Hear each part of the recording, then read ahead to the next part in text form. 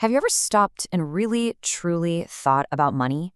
I mean, not just how to get more of it, but what that piece of paper in your wallet or those numbers on a screen actually are? We use it every single day, but what it is? Well, that's one of the most surprising and coolest stories in all of human history. So let's dive in. Okay, to get this, let's go back to basics. Imagine you have this absolutely giant, amazing chocolate bar, your favorite, and your friend, they've got the coolest toy car you have ever laid eyes on. You want that car, and hey, they'd love the chocolate. Seems like an easy swap, right?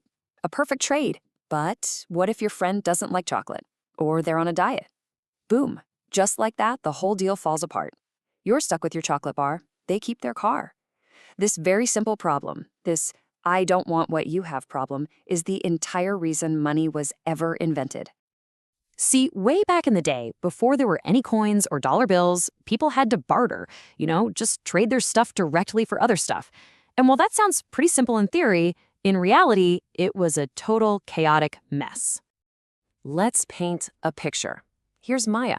She's got a whole bunch of delicious apples she grew, and all she really needs is a new pair of shoes.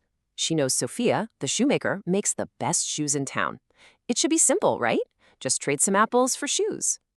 But here's the catch. Maya gets to the shop, and Sophia says, I appreciate the offer, but I've got plenty of apples. What I really need is a haircut.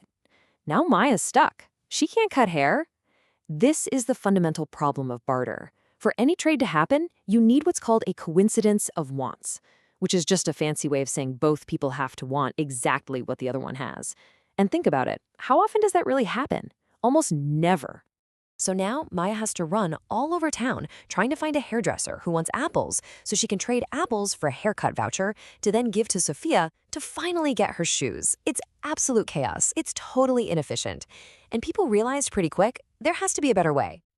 So, to get out of this barter mess, humanity needed a breakthrough idea. Instead of everyone trying to trade everything for everything else, what if we all just agreed to trade our stuff for one common thing? This simple idea was the invention of money. And the first solution was beautifully simple. People in a community would just agree that one particular thing, maybe some pretty shells or cool-looking shiny stones, was valuable. It wasn't about the shells themselves, it was all about the shared agreement. Suddenly, Maya can sell her apples to anybody for shells, and then take those shells to Sophia to buy shoes. The complicated chain is broken. Problem solved. Now, shells were a great start, but, they could break, or you could just find a ton of them on the beach and mess up the whole system. So the next big upgrade was metal coins, usually made from something like gold or silver, and these were a total game changer. For one, they were super durable. They basically last forever. They were rare and shiny, which made them feel special and valuable. Everybody trusted them, and best of all, they were super easy to stack up and count. Okay, so coins were a huge leap forward, but they came with their own problem. A weight problem. Literally. I mean, if you were a rich merchant, you'd have to lug around thousands of heavy gold coins. It was a serious pain in the back, not to mention a huge security risk. This very physical problem led to the next genius invention in the story of money. Over 1,000 years ago, some really clever people in China had an amazing idea. They said, hey, what if we just lock up all this heavy gold in a super secure vault? And then we just carry around these little pieces of paper that are a promise, a claim check for that gold. It was a brilliant move. Instead of trading the gold itself, you just trade the promise. And once everyone started accepting the paper as if it were gold, well, it worked like magic. So you can see this whole amazing journey.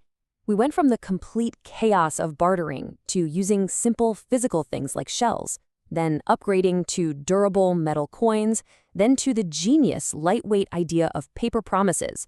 And that brings us all the way to today, where most of our money isn't even physical at all. It's just invisible, digital ones and zeros flying around.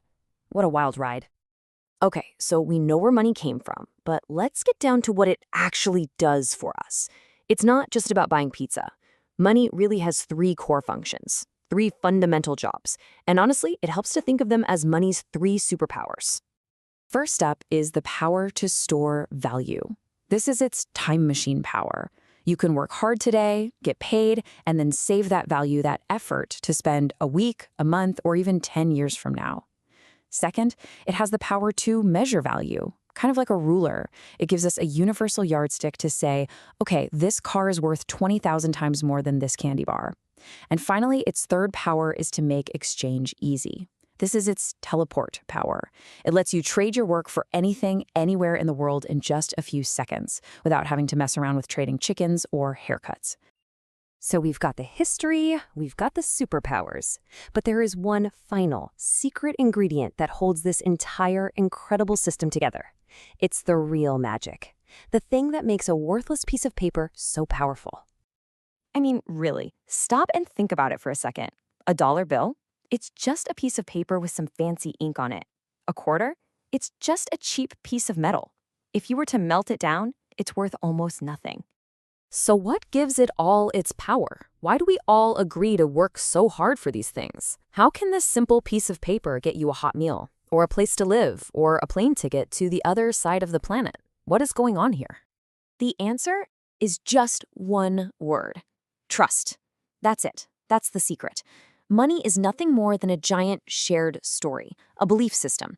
It only has value because you and I and everyone else collectively agrees that it has value. We trust that if we accept it for our work today, someone else will accept it from us for their work tomorrow. It's a massive global game of trust played by billions of people every single day. So, at its very core, money is a social technology built on a foundation of trust. But there is an even deeper, more profound way to think about what those dollars in your bank account really represent. The brilliant investor Charlie Munger said it perfectly. He said, "Money is just a claim on future human effort." Just let that sink in for a second. It's a really powerful idea. So, what did he mean by that?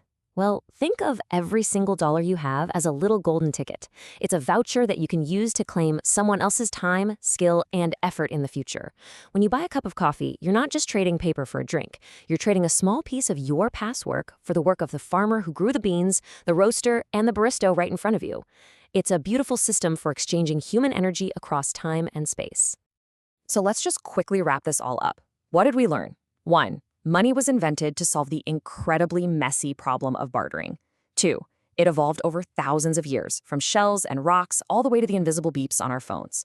3. It has those 3 amazing superpowers. It lets us store, measure, and exchange value.